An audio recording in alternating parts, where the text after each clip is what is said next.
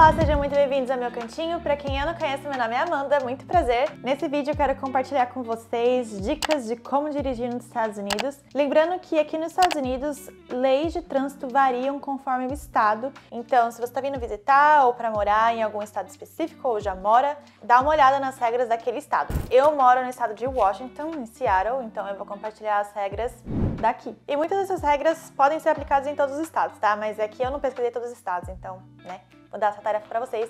Mas a primeira é a placa de pare. Eu acho que essa, talvez você já deve ter ouvido falar. Quando você vê uma placa de pare, realmente é pra parar, ficar paradinho, não é aquela, sabe, desacelerada, olha os lados e vai. Não, você tem que realmente parar, porque se um policial ver você fazer isso, eles vão te multar. Uma segunda regra é que quando o sinal está fechado, você pode virar à direita, a não ser que tenha uma placa falando não vire à direita quando estiver vermelho. Caso contrário, você pode olhar se não estiver vindo nenhum carro e virar. E uma coisa que muita gente não sabe é que aqui em Washington você também pode virar para a esquerda quando o sinal estiver fechado, se a faixa que você está virando é uma faixa simples, né? Não são duas vias. Enfim, não vejo muita gente fazendo isso, tá? Porque o que é mais conhecido é virar à direita no sinal fechado e é o que normalmente as pessoas fazem. Mas muito cuidado quando for virar à direita, mesmo quando o sinal estiver verde para você, porque normalmente quando o sinal fica verde na sua linha, o sinal de pedestre, para quem tá virando à direita, vai abrir. Então, muito atento ali aos pedestres que estão no começo da faixa, que você pode acabar atropelando um. E aqui nos Estados Unidos tem muitos cruzamentos com vários semáforos e carros passando assim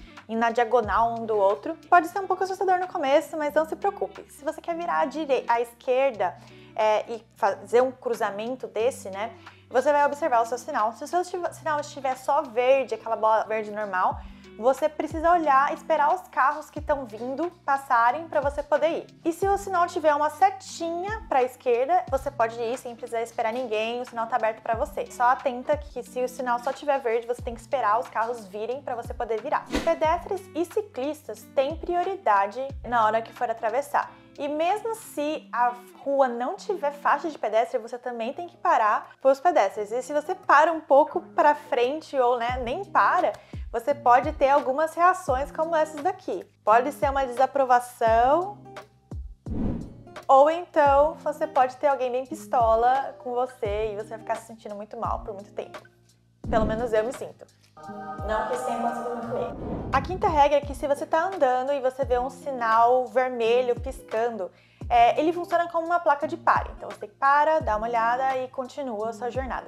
Se for amarelo, piscando também, você tem que ficar atento, porque provavelmente vai estar vindo carros em outras direções, então você tem que esperar esses carros passarem para você poder continuar o seu caminho. A sexta regra é se você estiver numa intersecção com 4 pares, ou seja, tem pare para todos os carros que estão ali, a regra é quem chegou primeiro continua, que é depois quem chegou segundo, terceiro e por aí vai. Se você está na dúvida sobre quem chegou primeiro, quem está à direita tem a preferencial. Então, normalmente, quando a gente entra numa intersecção dessa, normalmente é bem claro quem chegou primeiro, então aquela pessoa para e vai, depois eu vou. Ou então, se você está numa fila de carros, né, quando chega a sua vez, você espera 3 carros passarem e aí você vai, certo? Sétimo, no caso de uma ambulância, se você está ouvindo a ambulância passar, é parecido com no Brasil, você vai acostar para a direita e você vai parar totalmente, esperar a ambulância passar, esperar algum tempinho e aí continuar a sua jornada. Não tem essa de ir no vácuo da ambulância, tá?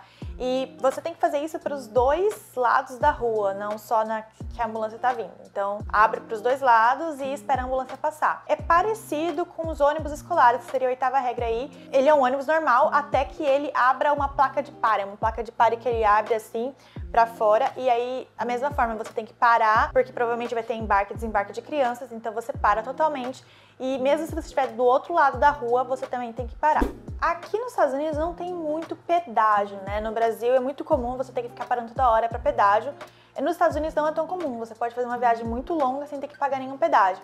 Porém, aqui em Seattle tem alguns pedágios bem chatinhos, um deles é na ponte que conecta Seattle com Belleville e as cidades pro outro lado de lá.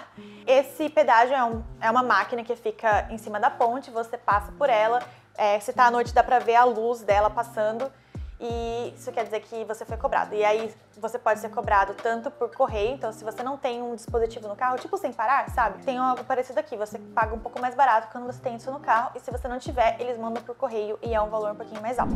Mas não acho que porque não tem pedágio ou radar assim nas estradas daqui, verdade, radar é outra coisa que não é muito comum, não acho que você pode correr à vontade, porque tem muito carro de polícia que fica só escondido, eles ficam realmente escondidos, esperando alguém correr, e aí eles vão atrás do carro, é tipo filme, né? Vão correr atrás do carro, liga a luz, liga o som, e aí você tem que parar. Isso nunca aconteceu comigo, graças a Deus, mas isso é muito, né, comum acontecer daqui. E se você bebeu ou alguma coisa assim, né, você pode pegar um DUI, que é Driving Under Influence. Nesse cenário, você pode ter a sua carteira de habilitação suspendida ou restringida. Quando você tem a sua carteira restringida, eles pedem para você instalar no seu carro um dispositivo que é basicamente um bafômetro. Nesse dispositivo, toda vez que você quer ligar o carro, você tem que fazer o bafômetro e o carro só vai ligar se der negativo. Então você fica com isso por alguns meses até você provar que, né, você virou uma pessoa do bem. Um homem fino, bilíngue, de família idônea, que nunca pôs um piercing em lugar nenhum.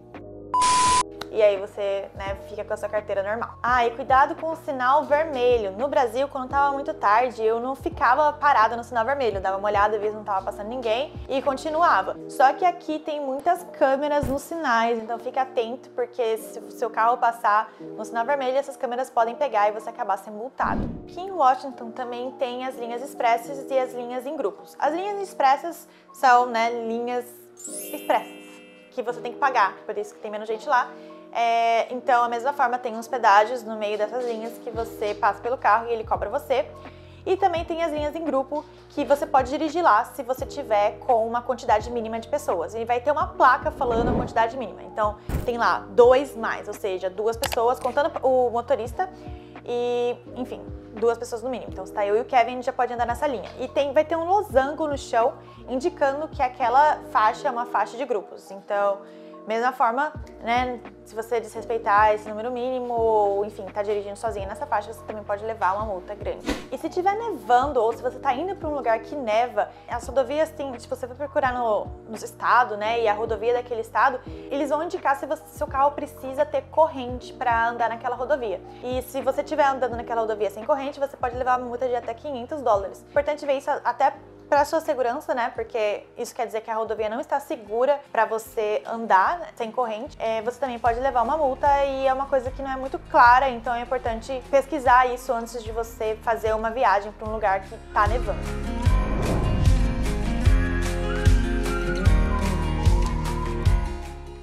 Para estacionar na rua, é muito difícil ter uma rua aqui que você não precisa pagar nada, tá? Se tiver uma faixa branca, significa que você pode parar por algum determinado período de tempo. E se tiver uma faixa amarela ou vermelha, quer dizer que ou é proibido parar, ou então que é uma área de carga e descarga. E tem coisas que funcionam como no Brasil. Por exemplo, você não pode parar no hidrante e também você não pode parar em 30 pés de uma placa de pare, por exemplo. Então, tem algumas regrinhas ali de como você vai estacionar. Aqui em Seattle tem uma área azul, né? Que é parecida com no Brasil. E você paga, dá pra pagar pelo aplicativo pra você ficar. Não é muito caro, mas ficar atento aí, que você pode levar uma multa e aí pode ficar caro. Então, todos os lugares que tiver com essa placa azulzinha, significa que você pode parar. E aí, das 8 da manhã às 8 da noite, você tem que pagar. E aí, esse código aí, 86078, é o código que você tem que colocar no aplicativo. Você escolhe quanto tempo você quer ficar. Você coloca quanto tempo você quer ficar. 1 hora. Você fala quanto custa. Isso. E aí você paga.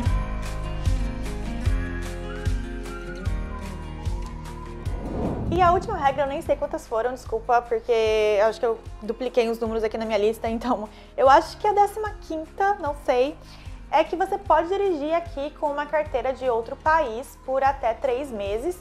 No meu caso, como eu vim durante a pandemia, esse tempo acabou se estendendo porque eu não conseguia tirar uma carteira daqui. Mas eu recomendo que você traduza, né? Vai no Poupa Tempo, dá pra você fazer uma carteira internacional, porque aí vai estar tudo em inglês e vai ser muito mais fácil de aceitarem a sua carteira pra qualquer coisa, né? E aí, se você tá pretendendo morar aqui ou ficar por mais tempo, eu realmente recomendo fazer tirar a carteira daqui, até porque essa carteira funciona como um documento de identidade, não tem RG aqui. Você até pode tirar esse cartão, que é só a sua identidade mesmo, né, o seu ID de Washington, mas não compensa o preço, porque você paga pra isso e compensa você já tirar com a habilitação junto. Então já fica a dica aí, e pra isso eu precisei fazer a prova prática e a prova teórica também. Se você quiser um vídeo sobre isso, eu posso compartilhar também, se você tem curiosidade pra saber como que é essa prova daqui, porque eu quase falhei nela, mas deu bom.